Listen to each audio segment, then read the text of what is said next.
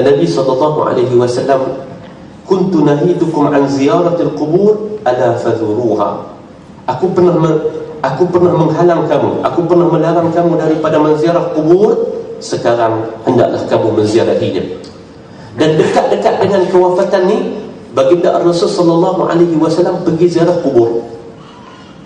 Fa innahu tuzakkirukum lil maut. Sesungguhnya menziarahi kubur itu akan mengingatkan kamu kepada mati. Kita pergi ziarah kubur, dia akan mengingatkan kita kepada mati. Dan tuan-tuan perhati, hari ini kita bawa mai satu hadis ni. Hadis ni riwayat tentang ini diriwayatkan oleh Al-Imam Muslim. Diriwayatkan oleh Imam Muslim.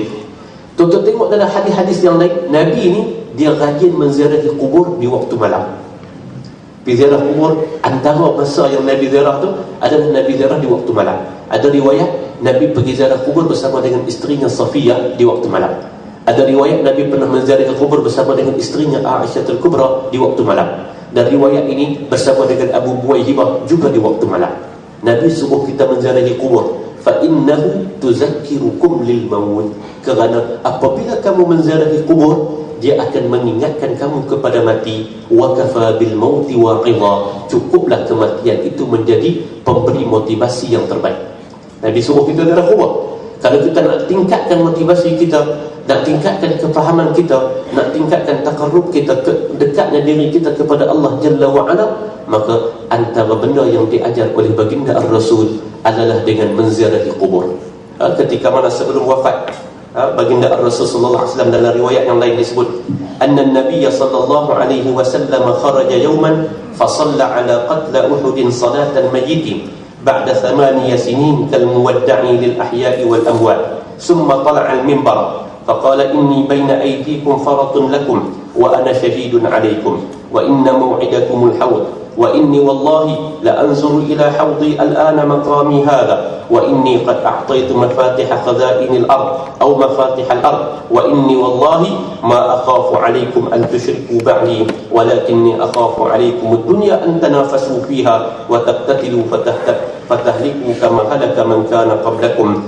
Qala Uqbah فكانت آخر نظرة نظرتها إلى رسول الله صلى الله عليه وسلم على المنبر. Uqbah bin Amir meriwayatkan, dia kata satu hari Nabi sallallahu alaihi wasallam keluar daripada Madinatul Munawwarah ke Uhud. Tuan-tuan semua biasa pergi umrah, biasa pergi haji. Dia keluar ke Uhud, dan tuan-tuan semua bila pergi ke Uhud, para mutawif tu cerita kepada kita, kubur makam para syuhada Uhud bukan di situ asalnya. Itu berlaku di zaman Muawiyah radhiyallahu anhu. Apabila dipindahkan, bila berlaku banjir besar yang melanda Uhud, maka dipindahkan daripada kaki Uhud kepada tempat yang sedia ada pada hari ini. Dibawa Nabi sallallahu alaihi wasallam pergi ke Uhud selepas 8 tahun berlakunya peristiwa Uhud. Maka baginda Rasul sallallahu alaihi wasallam salat di sana, salat jenazah kal muwadda'i, macam sembahyang wida', sembahyang salat jenazah wida' kepada, dan itu sebagai ungkapan wida' kepada orang yang hidup dan kepada orang yang mati. Balik daripada Uhud, Nabi sallallahu alaihi wasallam naik di atas mimbar. Baginda Rasul menyebut dalam atas mimbar tersebut, akan berlaku kerosakan di antara aku dan kamu. Di antara masa-masa ni akan berlaku kerosakan.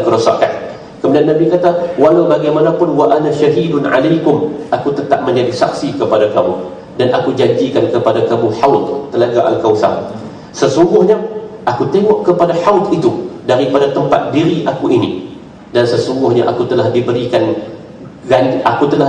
tawaran untuk mendapat kunci dunia, tetapi aku memilih untuk bertemu dengan Allah Subhanahu wa taala. Demi Allah, sesekali aku tidak takut kalian, yakni di kalangan para sahabat itu, akan berlaku syirik, tetapi yang aku takut di kalangan kalian ini akan masuk dunia.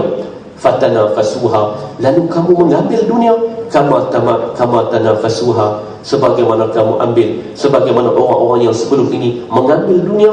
Fatahlaku kama halaku, kamu akan hancur sebagaimana mereka itu hancur. Poin saya ialah tang Nabi sallallahu alaihi wasallam menziarahi kubur hatta saat hampir dengan kewafatan.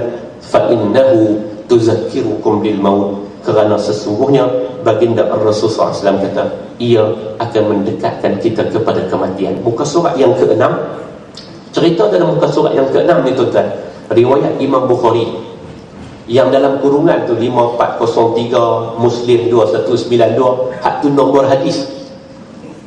Buat apa saya buat diskusi buku ni di Kuala Lumpur, daripada nombor apa Ustaz? Macam nombor ekor buku ni belum dapat.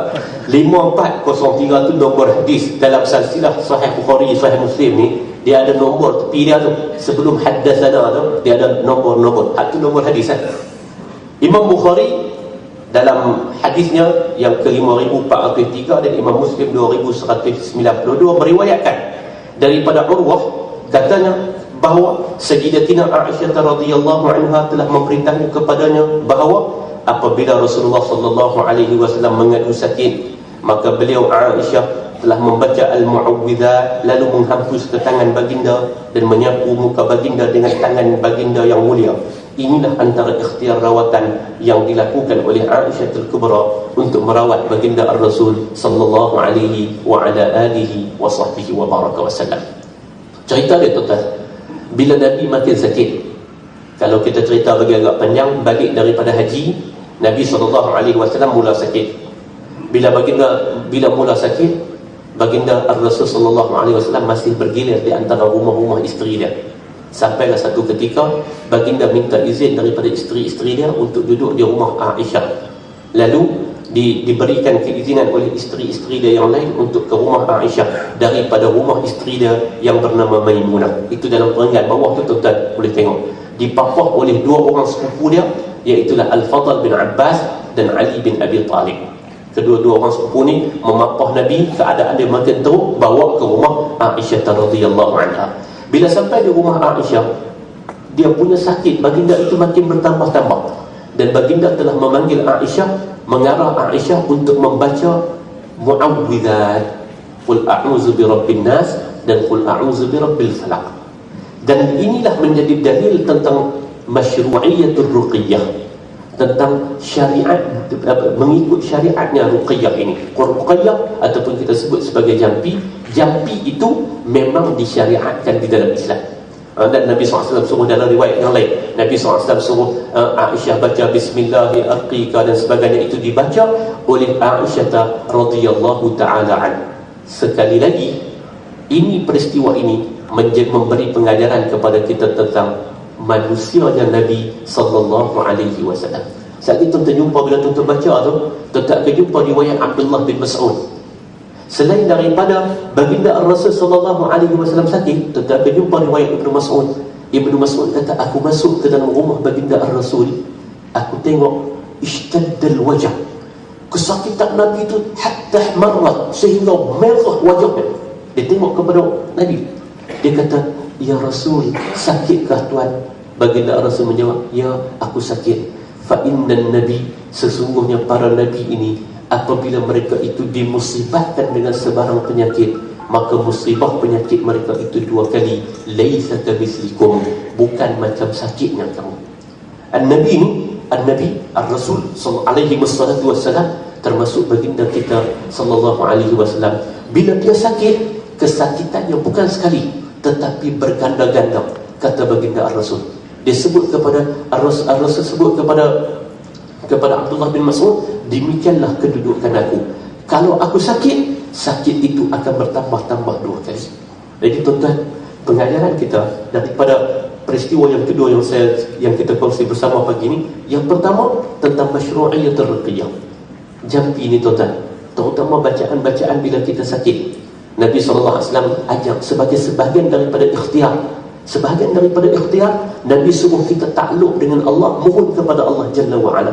Baca Bismillahilladzi la yadurru ma'asmihi syai'un fil ardi wa la fis sama' wa huwas sami'ul alim. Nabi suruh dia jadikan sebagai amalan harian, yang Nabi kata siapa yang membacanya salasan, 3 kali di waktu pagi, wa salasan, dan 3 kali di waktu petang, lam yadurruhu syai' illa ma kataballahu lah. Sekali-kali dia tidak akan dimudaratkan dengan sesuatu, melainkan apa yang telah Allah Ta'ala tuliskan untuk dia.